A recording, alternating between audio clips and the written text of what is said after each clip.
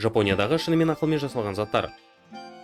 Біріншіден, Жапонияда ергіш Нескафесі бар стакандар сатылады. Олар қолдануға толық дайын. Тек стаканның астыңғы қақпағын ашып, ішіндегі кофеге ыстық су құйсан, сусын дайын. Екіншіден, жапон косметикасы ең озық өнімдердің бірі болып саналады. Мысалы, жапон бальзамында өмір бойына жететін ұштағышқа ұқсас кіріктірілген механизм бар. Мұндай дизайн құралдың саусаққа тимей, бір қалыпты жоғары көтерілуіне мүмкіндік береді. Сол арқылы тазалық пен ұқыптылық сақталады. Одан бөлек, Жапонияда сауда жасағанда көп жерде тегін мұз алуға арналған станциялар бар. Бұл бекер емес. Егер ет немесе сүт өнімдерін сатып алып, үйге дейін жол ұзақ болса, өнімдер бұзылмай жету үшін қажет мөлшерде мұз ала аласың. Тағы бір қызық деталь, қоғамдық дәретханаларда есікті жапқанда автоматты түрде кішкентай сөре ашылады. Бұл заттарыңды қоюға өте ыңғайлы орын. Ал жаз мезгілінде Жапониядағы жұмысшылар желдеткіштері бар арнайы күртешелер киеді. Олар салқын ауаны айдап далада жұмыс істейтін адамдарға ыстықты жеңілірек көтеруге көмектеседі. Бейнеролик ұнаса лайк басып парақшаға тіркеліңіз.